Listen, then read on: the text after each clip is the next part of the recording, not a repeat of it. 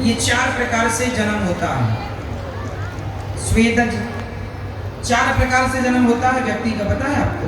व्यक्ति का मीन्स पेड़ पौधों का अलग प्रकार से जन्म होता है, हम लोगों का अलग जन्म होता है। मुर्गा मुर्गियों का अंडे के रूप में अंडज कहते हैं उन्हें, हमें कहते हैं जरायुज। स्वेदज मतलब पसीने से, गोबर इत्यादि में कीड़े अपने आप पड़ जाते हैं, कीड़े कहीं से लाए नहीं जाते, तो ये स्वेदज है। पसीने से बैक्टीरिया अपने आप पैदा हो जाते हैं, उन्हें उनकी जरूरत नहीं पड़ती कहीं माँ बाप की, वो अपने से पैदा हो जाए। स्वेदज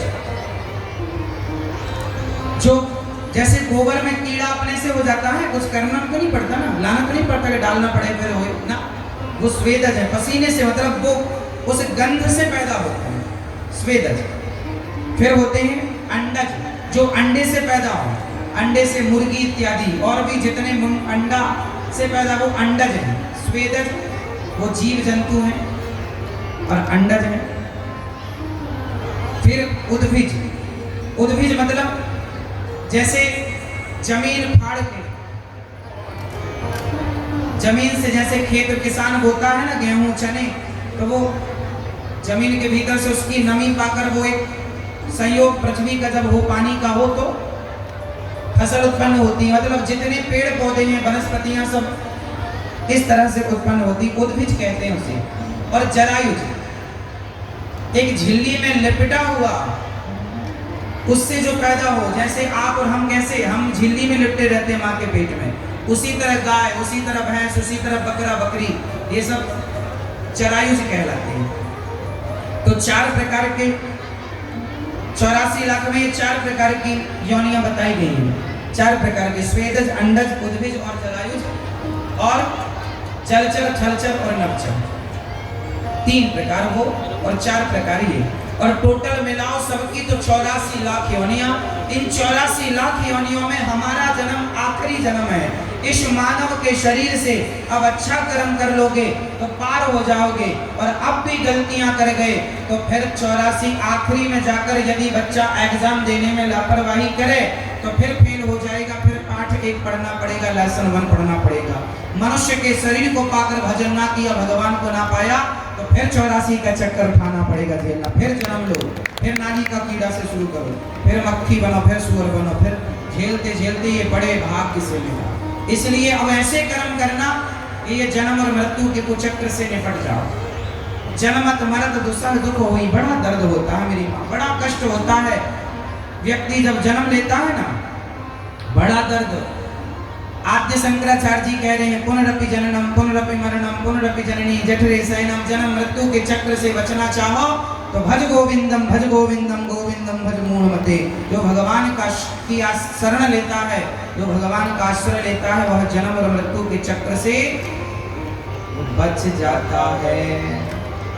बोलिए भक्तवत्सल भगवान की जय। इस प्रकार गोस्वामी जी सबको प्रणाम करते हैं, और सबको प्रणाम करते हुए गोस्वामी जी भगवान ब्रह्मा जी को प्रणाम, शिव जी को प्रणाम, नारद जी को प्रणाम, देवताओं को, संतों को, असंतों को, दशरथ जी को, कौशल्या मैया को, सुमित्रा मैया को, कैकेयी मैया को, राम जी को, राम के नाम को, माता सीता को, माता सीता के चरणों को, श्री भरत जी को, श्री लक्ष्मण जी को, श्री हनुमान जी को, सबको प्रणाम करते हैं। गेरा अर्थ जल बीच सम कहियत भिन्न न भिन्न, बंदो सीताराम पद जिनहि परम प्रिय खिन्न। राम और सीता 2 हैं कि एक? उत्तर दो। राम और सीता 2 हैं या एक? बताओ आप, ये 2 हैं कि एक? जोर से।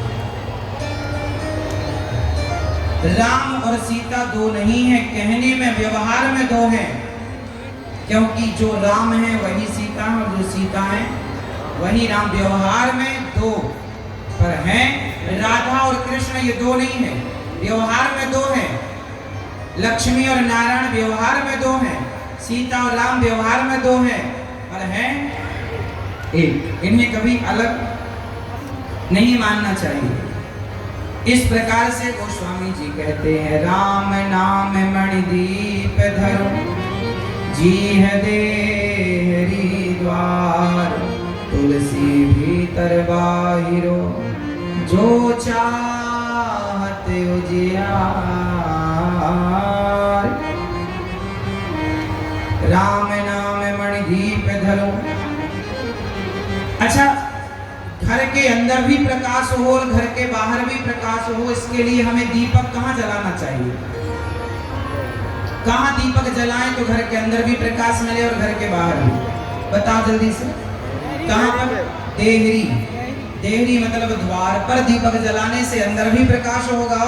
पर राम नाम मणि दीप धरूं, जी है देहरी द्वार, तुलसी भीतर बाहिरो, जो चाहत उजियार।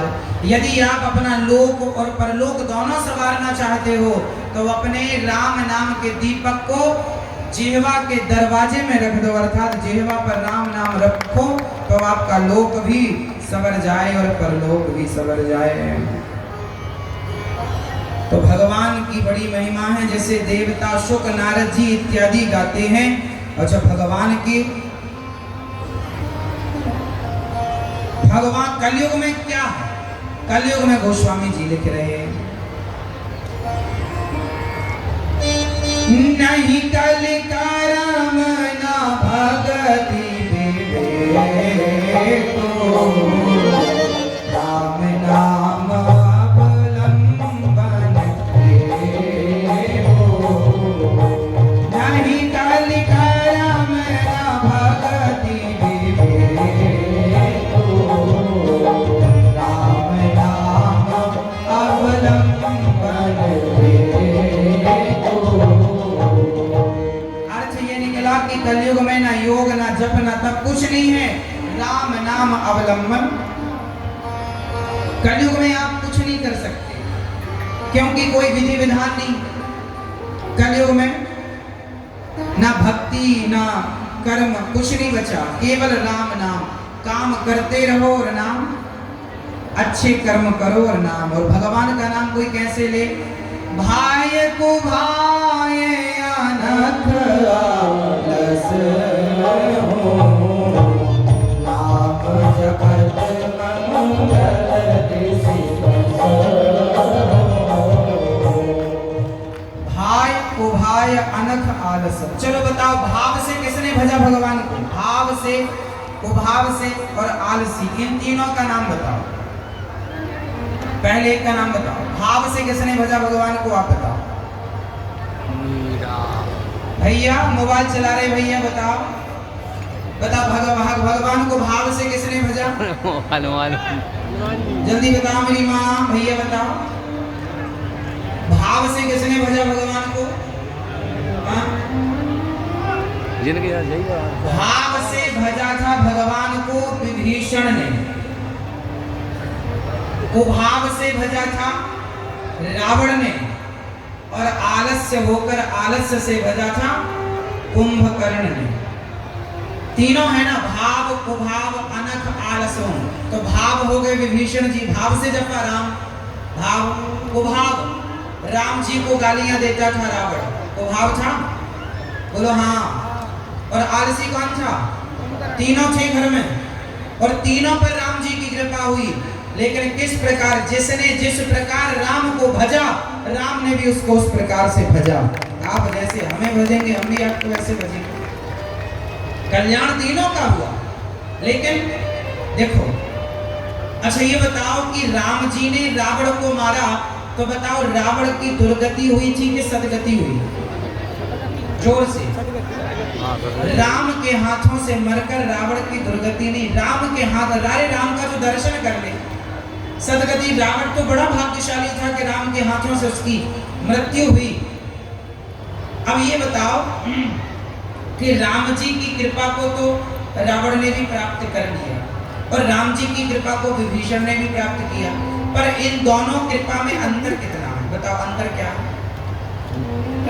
भगवान भक्त को भी पकड़ते हैं और दुष्ट को भी पकड़ते हैं। भगवान अच्छे को भी पकड़ते हैं और बुरे को भी। अच्छे विभीषण जी और बुरा रावण, दोनों को पकड़ा। पर कैसे?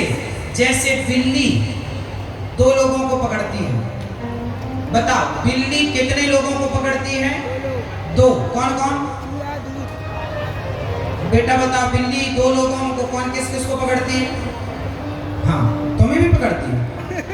वैसे तुम बताओ कि बैठे बैठे बताओ किस किस को पकड़ती है? हाँ चूहे को पकड़ती है। और दूसरा? हाँ इंसान को। हाँ बिल्ली पकड़ती है चूहे को, उसी मुंह से पकड़ती है और उसी मुंह से अपने बच्चे को भी पकड़ती है। जब बिल्ली बच्चे को जन्म देती है तो 7 घर घुमाती है, तब बिल्ली के बच्चे की आंखें खुलती हैं। जो बिल्ली चूहे को पकड़ लेती है तो फाड़ डालती है, वही बिल्ली जब अपने बच्चे को पकड़ती है तो खरोंच नहीं आती। उसी तरह भगवान जब अपने भक्त को पकड़ते हैं तो बच्चे की तरह, और दुष्ट को पकड़ते हैं तो चूहे की तरह पकड़ते हैं। पकड़ते भगवान सबको। तो ये पकड़ना पकड़ना भेद है। तो भाव को भाव अनख आलस हूँ, कैसा भी हो यदि राम की शरण में है तो नाम जपत मंगल दिशि दसहूँ। उसकी जय जयकार 10 दिशाओं में होगी। ये राम नाम की महिमा है।